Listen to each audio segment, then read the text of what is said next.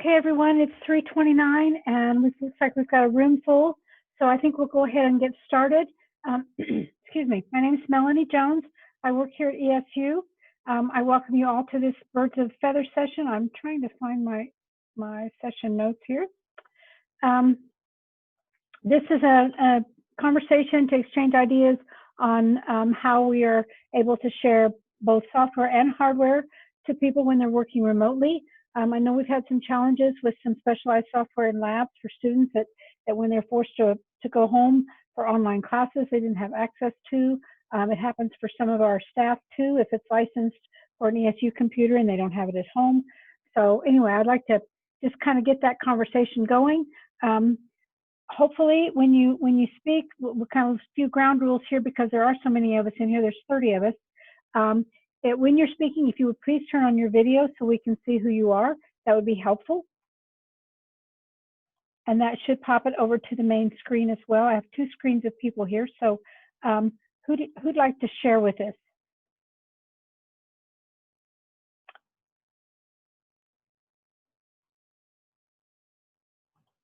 Anybody? I hope, I assume you all can hear me. Is that right? Doug, can you hear me? Yep, I can hear you just fine. Okay, great. I can start off by what ESU did. Okay, great. Because, that's where we are. Of course, it was short notice. Melanie mentioned about the specialized software that some of the labs and classroom used. We have, like one lab has some mapping software that is specifically for that room and that room only. And it required additional high-end resources, extra RAM, extra CPU power to run that mapping software, and grad assistants used it mostly. What we ended up doing, since you really couldn't port that software home or put it in the cloud or anything for licensing resources, we did allow a RDP connection to those computers through our campus VPN. So that was a solution for that. But in addition to that, we also had to stand up another completely new VPN because we didn't have the number of licenses for individual connections coming in. But that's how we handled one situation of a unique application that we couldn't just let them put it to the cloud or wasn't part of Office or anything like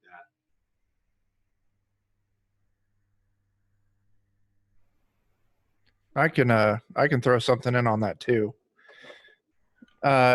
Here at K-State, we did the same thing where we had a lot of specialty software in our labs, and we opened it up through remote access, but we used LabStats. That's our reporting software, and they started offering a tool. Pretty much they just hosted a page for us that would give us a list of our computers that were currently available, so students could go to that page and it would connect them into an available computer. The same thing, we let it through our VPN, and it just gave us a really basic front end to allow students in for remote access to get all of those specialty software. It works great. Well, everyone's working remotely, but we're going to have to turn it off as soon as we start getting people back online, because then, of course, people are going to be competing in person and through remote for the same pools of computers. Now, Chuck, did they charge you for that? I know we've seen that option. They made that available, but no, they rolled it into their current license. Okay. So there was no additional charge. We were already LabStats customers, and I believe for a while there they did waive the introductory fee for setting up a new instance. But yeah, since we were already customers, they included it in all of their current licenses. So all of the computers that my team manages, we were able to open up some of them with no additional fees for us. And we actually opened our instance up to the rest of campus, and we've had a couple other departments buy licenses through us. That way they could offer their computers remotely as well. Yeah. I don't have much else. I was just saying that's, the solution we found.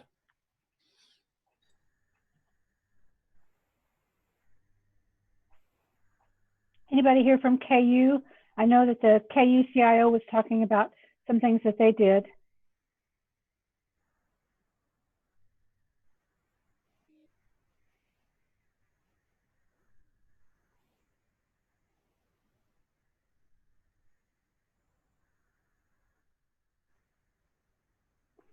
Okay. Gosh, everybody's quiet. They must be tired after a long day of check. Is that right? My other birds of the feathers, everybody was talking. So It was all yeah. the walking from session to session, walking back and forth and getting snacks. And yeah, is that what it is? Yeah, there's no snacks. That's it too. You know, I had to go upstairs and get my peanut butter. Well, one thing besides software that there was a challenge, we do have a lot of challenges for hardware. We have students that all of a sudden they're thrown into an online environment. Some either don't have a laptop or they barely have like an iPad that can't do some of the things that they need to do. They're used to using the computer labs, and when we shut down the computer labs and lock the doors, they can't get in. So we were faced with checking out laptops. So those are resources not only to our students, but then we also had staff and faculty that if they needed, a lot of them have computers at home, but they weren't secure in the way that we needed them to be secure to access sensitive ESU data like PII data. So we pretty much insisted that they take one of our devices, but that meant we didn't have enough devices for initially. So we were scrambling around the campus, borrowing lab machines, lab laptops, or checkout laptops from various departments, the library, our instructional design team, school business, several other places loaned us laptops that then we imaged, prepared for people to take home, and check those out to staff and faculty who still have them. One of the challenges we're faced with now is as we prepare to go back to campus, the labs and schools that loaned us those machines are going to need those back fairly quickly as soon as we go live or as soon as we go to face-to-face. So we're going to have to scramble to get all those back from everybody, get them re-imaged, get them back into the hands of their owners so that they can use them. And in the meantime, prepare our staff for a possible work from home scenario again. If we have a resurgence of the virus, that's very possible. That's some of the conversations that we're having so that we're prepared for that if that should happen to come about. How did some of you handle getting hardware in the hands of your people or your students?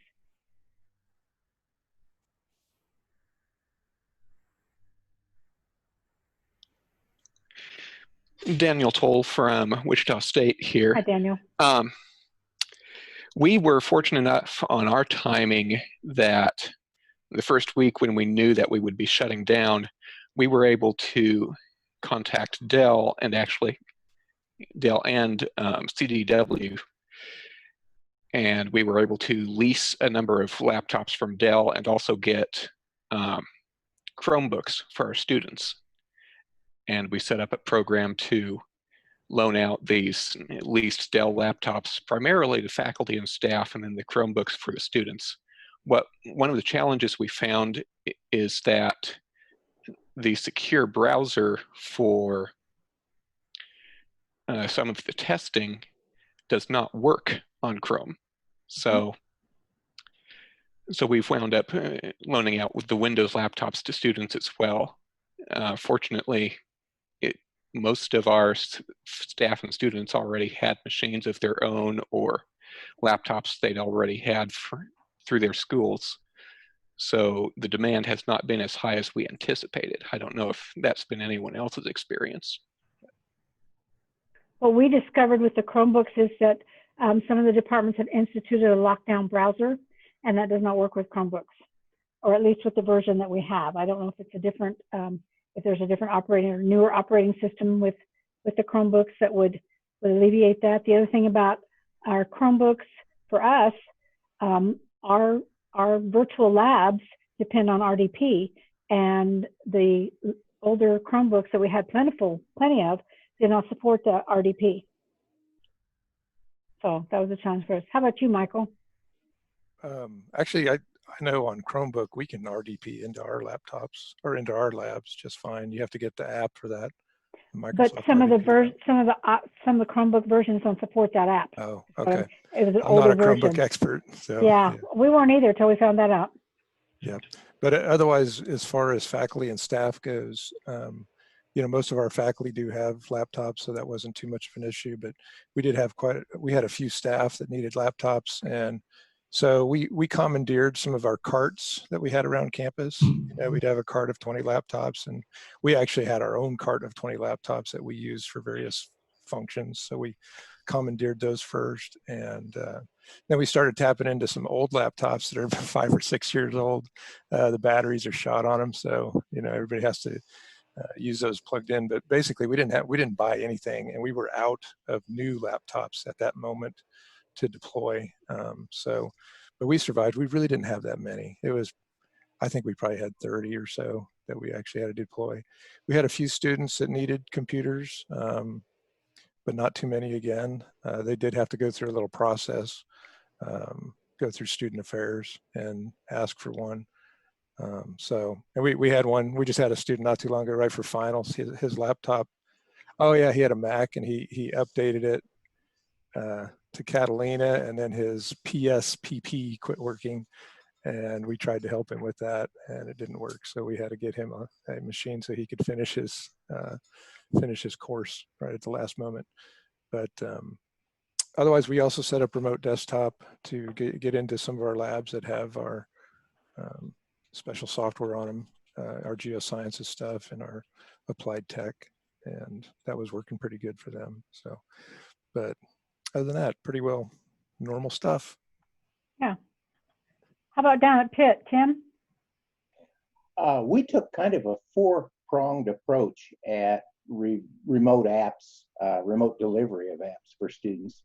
Like most of you, we checked out several laptops to students who felt they either didn't have what they needed, they didn't own something that would work, or what they had wasn't powerful enough. But like some of the others have mentioned, I was underwhelmed by the number of those. Most of our students had something that they could make work. We checked out, maybe just over 100 laptops to students. And then on top of that, we used a combination of VMware Horizon accessing either virtual desktops or RDP farms of physical machines. And the difference between the two was, for applications that didn't require a lot of graphics horsepower, we routed the students to a VDI Windows 10 desktop. For some specialty applications that did require a little more graphics horsepower, we took some lab machines and built a Horizon pool out of those physical machines. So the student connects to VMware Horizon for access either to virtual desktops or these physical machines. And then on top of those two solutions with Horizon, we also use a product called Software 2, which allows students to run applications on their own machine using their own horsepower while we still control the licensing. So we can monitor for maximum simultaneous sessions and those kinds of things. But that only works on PC devices. You have to be a PC. But what we did for that at the Software 2 website, it's smart enough to determine what kind of device you're connecting on. And if you are a PC, it will give you the option to download the application, basically a tiny little virtual machine almost, containing the application, assuming that you're licensed and entitled for it, and run it natively using your own horsepower.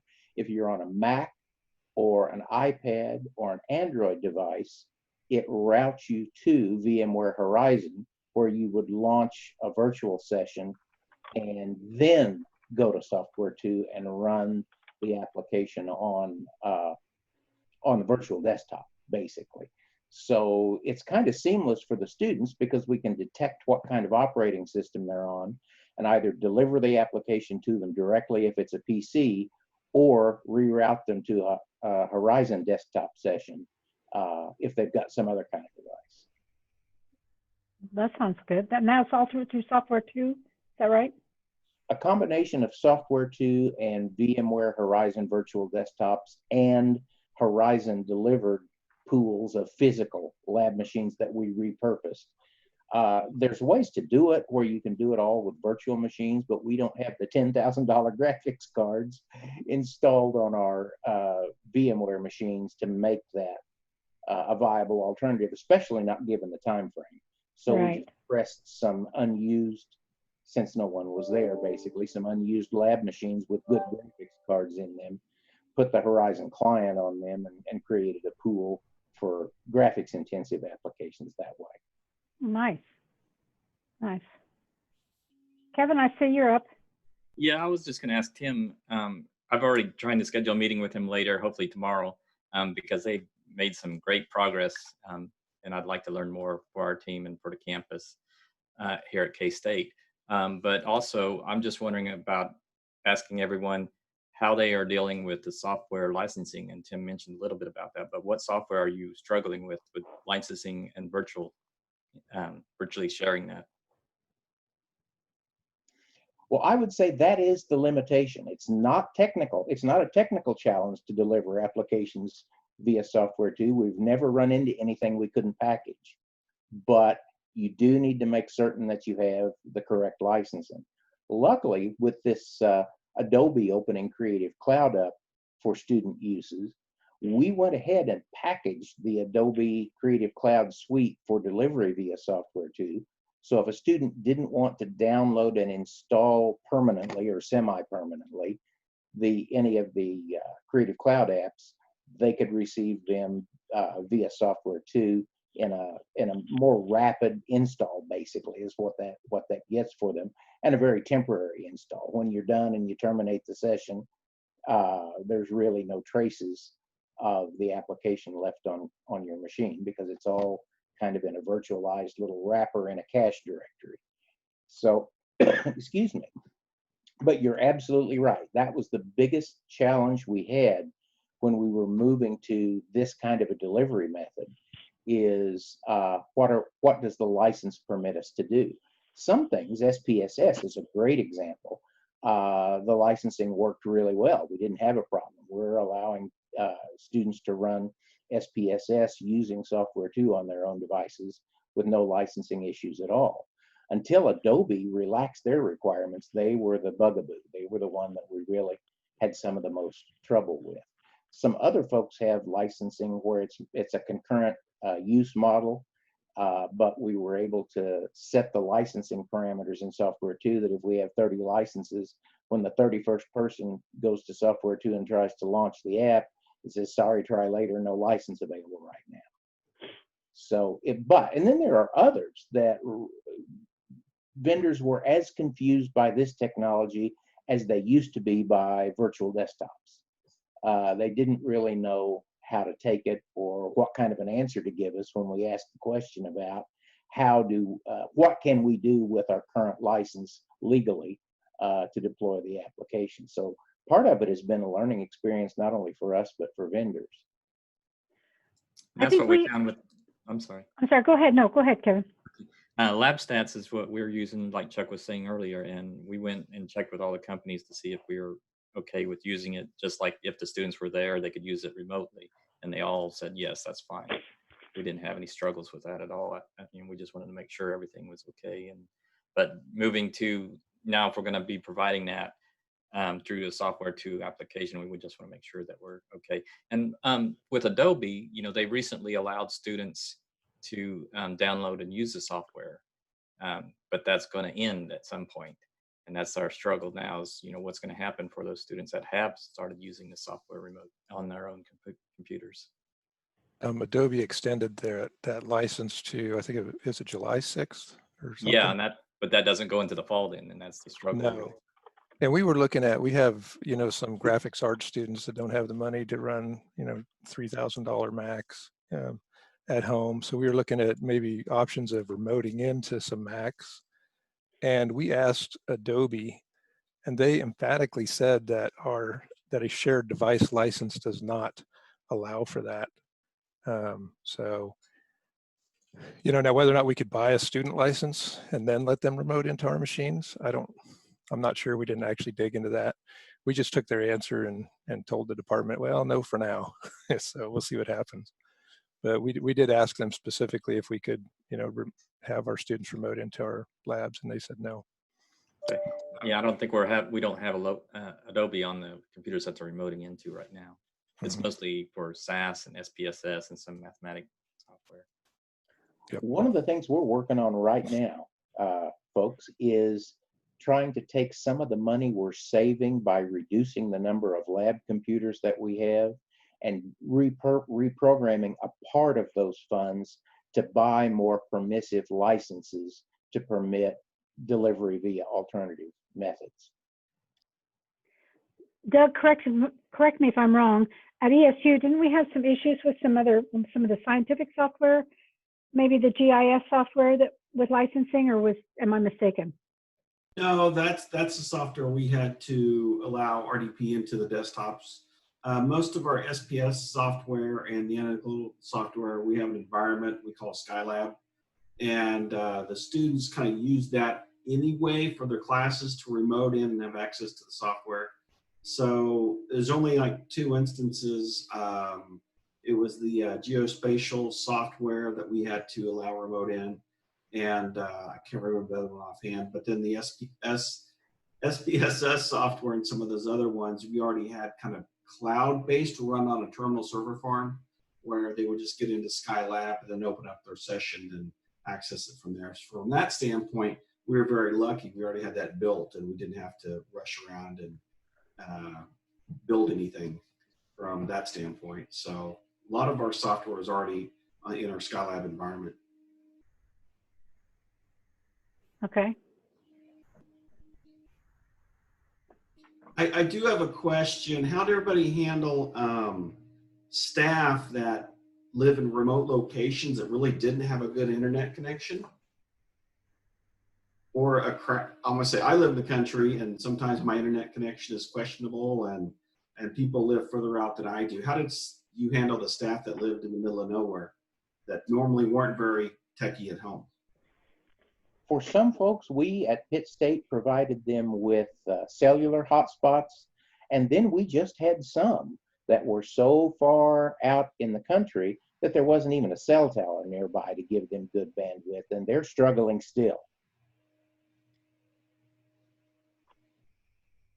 That's kind of the same thing we did. We got, I don't know how many, 15, 20 MiFi units. Almost closer to 25, I think, by the time it's all said and done, that we checked out to staff and students and faculty.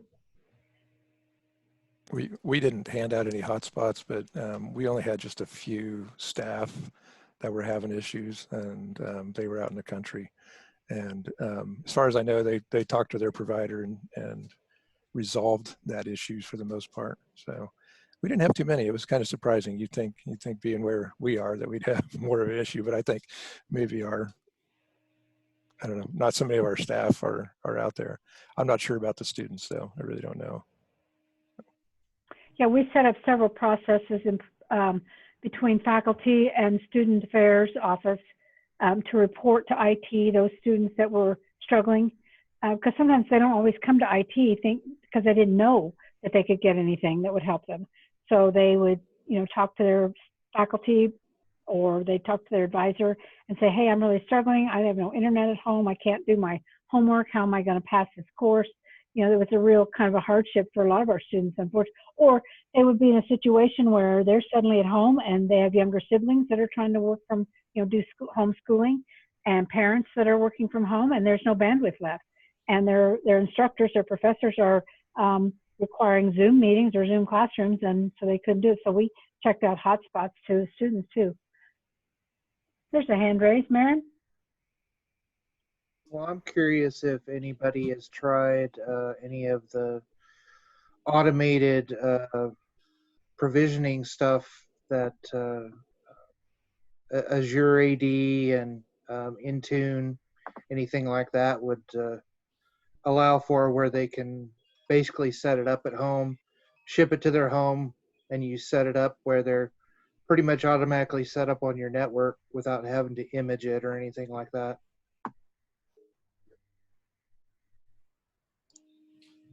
No, at ASU, we didn't do anything like that.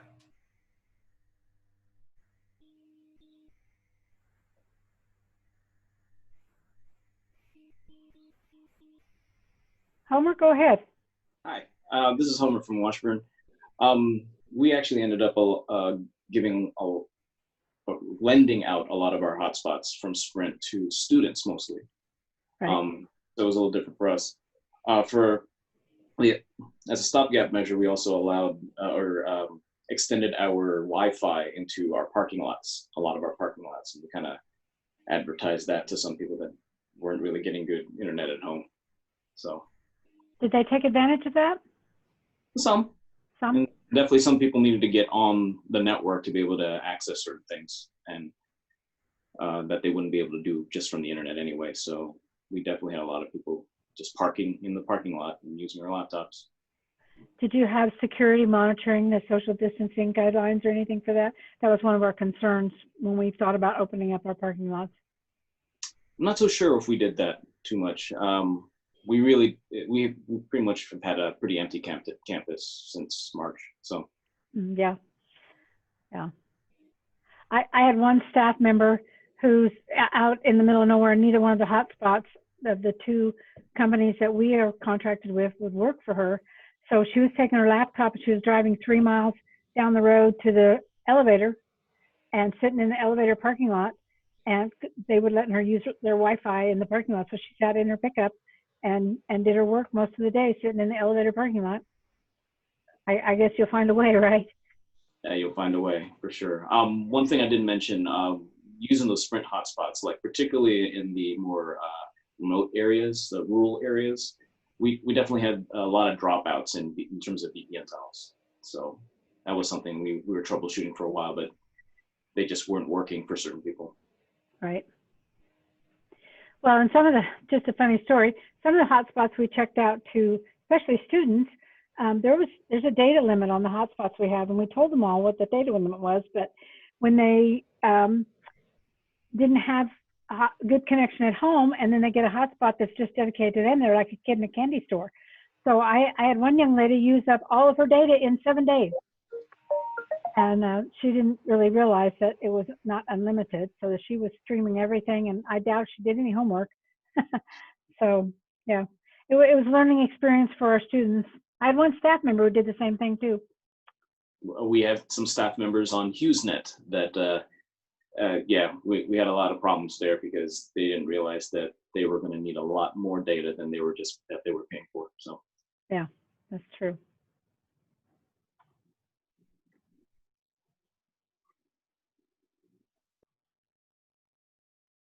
Go ahead, Maren, if you have something to say, pop in. Nobody's fighting for the mic. I see your hands up. Anybody? Everybody must be tired this afternoon. Well, I do have my hands up, that hand. Okay, that hand, I wasn't seeing that one, Doug. My other hand's on the mouse. Did anybody have to kind of stand up additional VPN servers, or because we had to start out, we had approximately like 50 VPN license, and that's just kind of all we had. And then we had 300 people working from home, and we did not have the infrastructure to support them. And our server team, networking team, had to scramble over the next 2 or 3 weeks and spend some money to get additional VPN devices to get them stood up so people could go home and work. We had just swapped out ours to the Global Protect just in time, so where we didn't have to add additional. what provider for VPN were you using, Doug?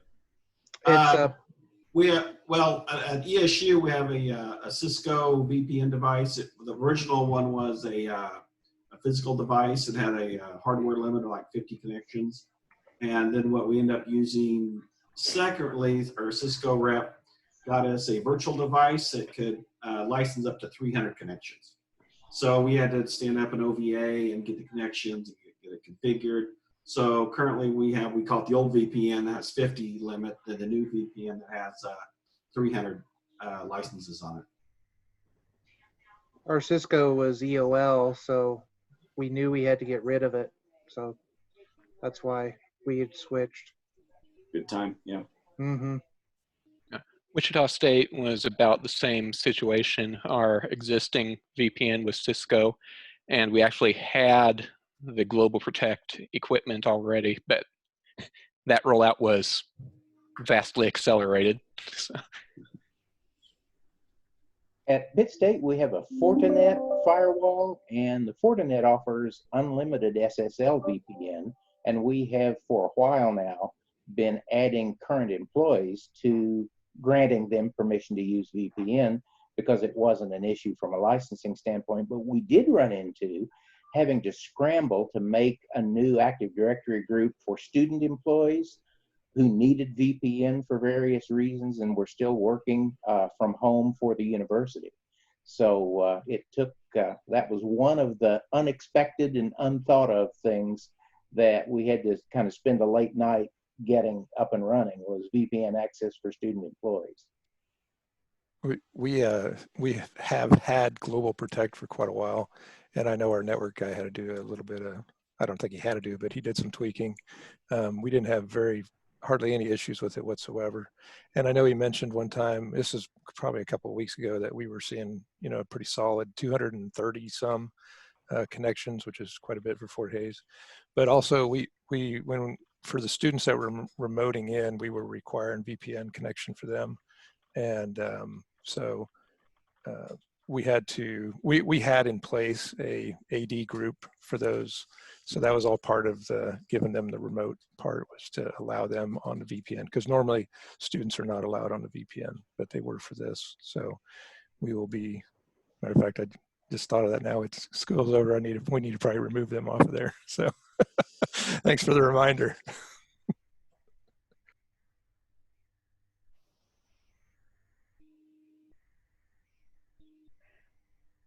So while we're talking about like Adobe and stuff, what did some of you go to the Birds of a Feather Adobe session? Because I was hosting another one and I couldn't go. Has that changed how we're going to move forward with providing Adobe for our students? If we have to do this again, or even through the summer when we're online? Does anybody have any information about that they could share? I can share some information from a conference call that happened before the CHEC conference began on this topic with several of the Regents universities. And I think there is a move afoot to try to bring community colleges and other state and even private universities in the state into the fold to try to increase our clout when it comes to negotiating with Adobe. And there's been a committee formed, I think, among that group to try to see if we can drum up some interest among community colleges and others.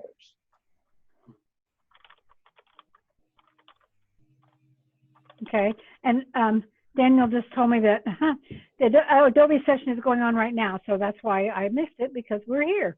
So hopefully there'll be people from our universities that get some information from that Adobe session. Michael, go ahead.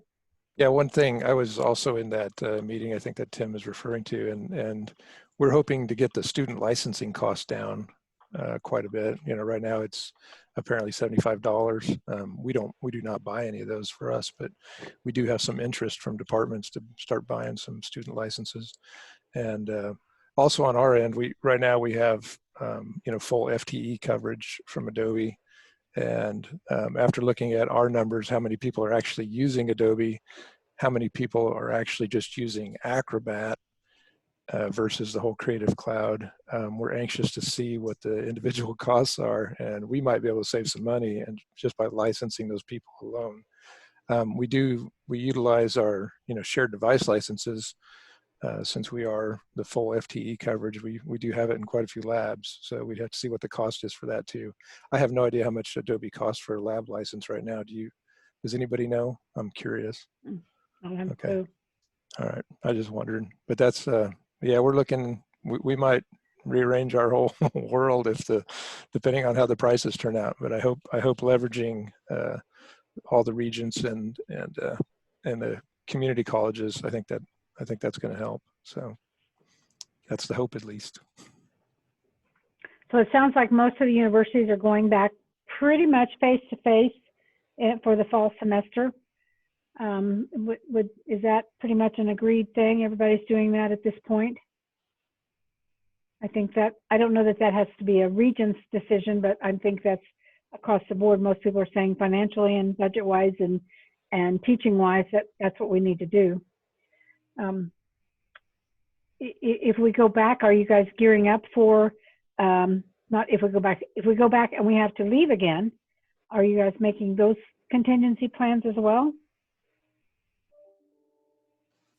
Yeah, I know for a fact that our departments, every department's a little different on their teaching style. So they're all planning, what if we can't go back to school and we can't have our clinicals and we can't do our labs and whatnot. So we're still having a lot of conversations with them, assuming that, or, so that they can fulfill those different scenarios and have a plan with the provost on that. So there's Right. still a lot of conversations about that, but I hope they all get back on campus. That would sure be the best for everybody. So. Yeah, I think so. It's definitely going to be different no matter what. However we move forward, it's going to be different. College life is not going to be the same again. Tony, go ahead. Yeah, we've when we have the I don't see that we're all going to go back. I just don't see that it's going to happen quite right. I think we're still going to be needing to do social distancing and stuff. So what I've proposed in our department, I don't know if it's going to work out or not, is we'll leave the computers in place, but remove every other monitor so that there's social distance between workstations. And then what we'll probably do is open up the ones that don't have monitors for remote access. And so if we have to leave campus again, then we can put all of them in the pool for remote access.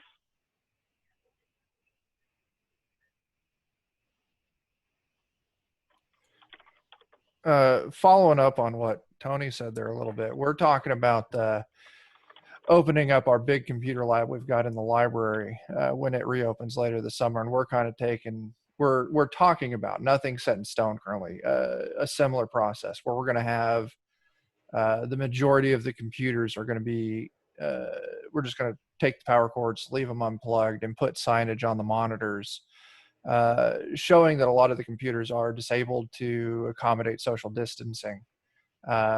We've got some other labs on campus we're offering up through remote access. So luckily we don't have to share those spaces, but yeah, that's one thing we're talking about is how can we keep social distancing. Before, we were all kicked out of campus.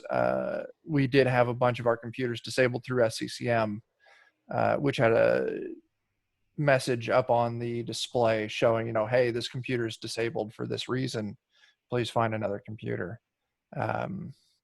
to also help accommodate in a lot of our labs. Aaron?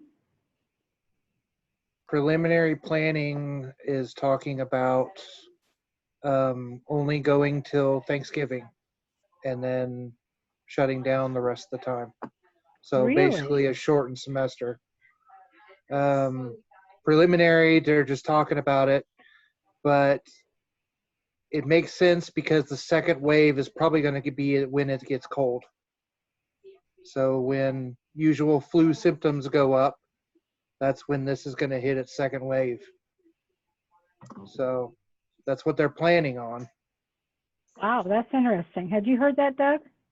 No, I've never heard that. I heard the second wave coming this winter, but I didn't know if I heard of any school that was kind of planning on. That's what we're talking about in preliminary discussions as one of the plans is if, the curve goes back up again, Yep. Start planning on cutting it off at Thanksgiving and shutting down the rest of the semester.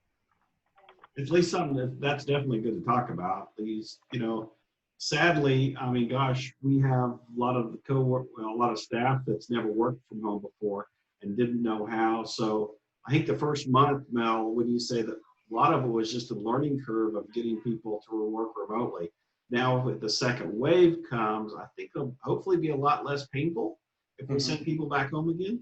I think so. There so many people, they never used Zoom, they never used RDP, they didn't use you know, a lot of the tools they hadn't logged into a VPN. They hadn't used Jabber because we use Jabber for our office phone calls. They hadn't used a headset or their mic and camera on their laptop even. Very few of them even use that. So there was a lot of learning. We had people logging into their desktop computer from home. So they're RDPing into their desktop computer, and then they were trying to open a Zoom session there and couldn't figure out why their mic and camera wasn't working. You know, it was just so many times. Oh my God.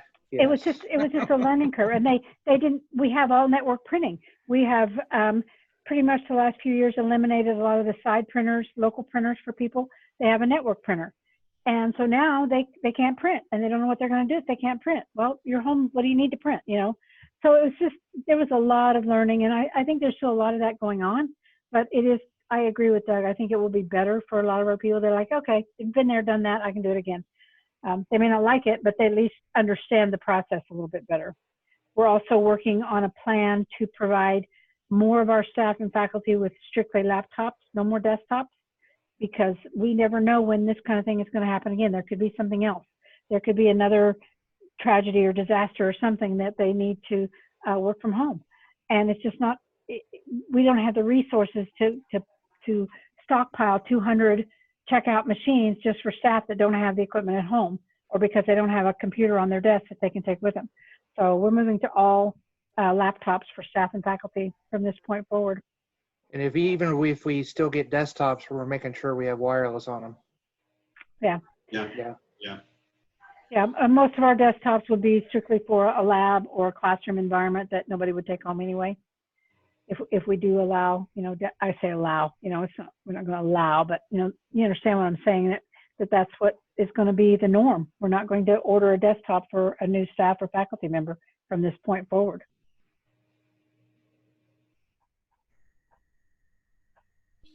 I do have a question. How did everybody handle, I guess, PCs that died or had to be touched? Because the reason I'm asking, we had a basically skeleton staff in a lot of the buildings. And of course, all the staff was at home. And most of the offices, not all, kept maybe one person on staff or even in that. But, you know, people RDPing their desktop. And they often shut down the remote computer. Instead of shutting down their personal computer, they'd shut down the remote computer.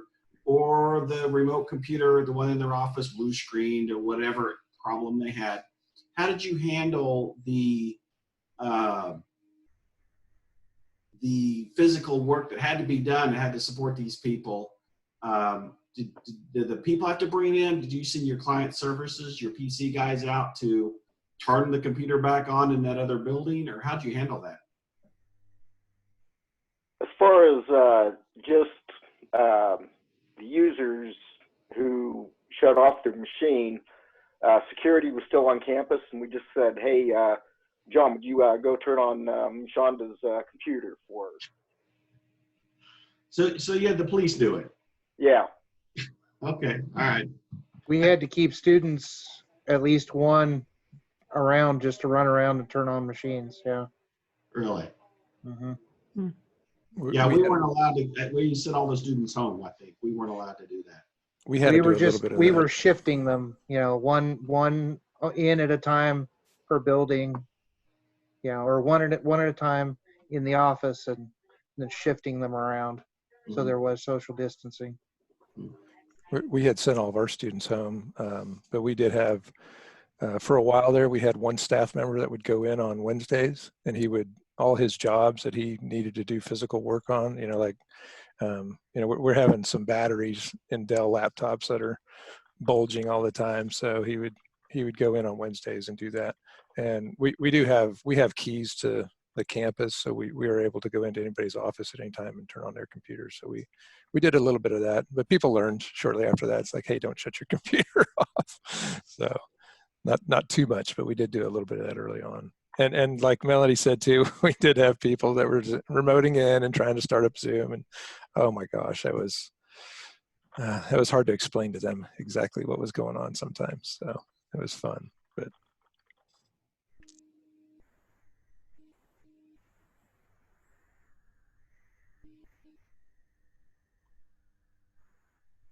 Dustin, I see you've got your video on. You're muted though. Let's see if we can unmute you. There you go. There we go. Sorry. Yeah, have you looked into doing wake on LAN? So then when they go to remote in, if the computer is asleep, turned off, it'll boot back up. By default, they weren't turned on, but as we're working through them, we are turning that on. Some of the older machines don't have that option. But yeah, that's one thing when we check, we go there and turn it back on to make sure that's an option.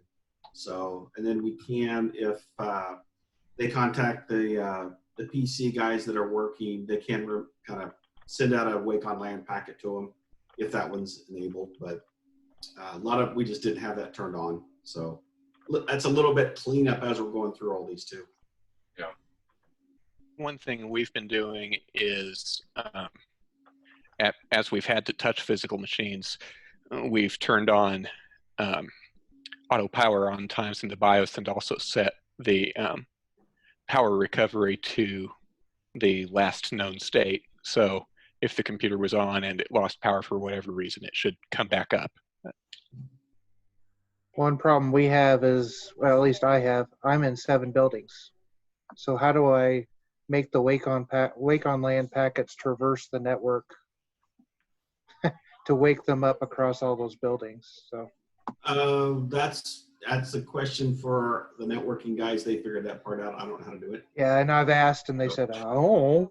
Yeah, it definitely took some troubleshooting, but they got it to work in, I want to say, 90% of our buildings to transverse the VLANs and stuff, get the wake on LAN across. So that did work very well. Then we also use Alturas, which is a remote management package that has the agent on that can restart them and watch them. So that could send that wake on LAN packet out.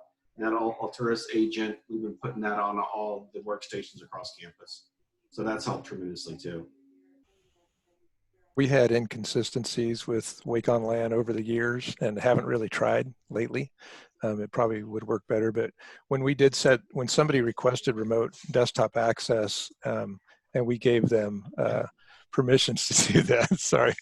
And one other thing we did is when we gave them permissions to remote access, we also did push a BIOS thing that would start their computer up at 5:30 in the morning too. So, if they did shut their computer down, they didn't call us, and at least next day, if they did try again, it would work. So that was part of our standard operating procedure there for those people that remoted in. Because by default, we did have remote desktop turned off too for everybody. We don't have that on by default. So it was on request that we enabled that for people. So. Well, that was the other issue, and I may have missed that if you said it, Doug, why we had to check out ESU laptops to a lot of our staff because they wanted to remote in, and RDP was only allowed if they're using a VPN. And we didn't want them using a VPN on their personal computers at home that we didn't know had security patches or what kind of shape they were in. So we pretty much insisted that they take an ESU device home that we knew was patched and up to date and had the VPN client installed on it before they RDP'd into their desktop. Now, I think moving forward, we want to completely discourage RDP. Is that right, Doug? We're going to, yeah. Yeah, it depends. Yeah, that's still many ways to do it, and I don't think we figured out the best way. So a lot of our applications are cloud-based, which is absolutely wonderful. We just have to get through authentication. So, but yeah, it's if we have a second wave, we'll definitely approach this with some different ideas and some different workflow for our users. Yeah, we're putting in as many applications as we can license into our VDI environment. It's been a lifesaver. Thankfully, we were almost finished deploying it right when everything hit. So.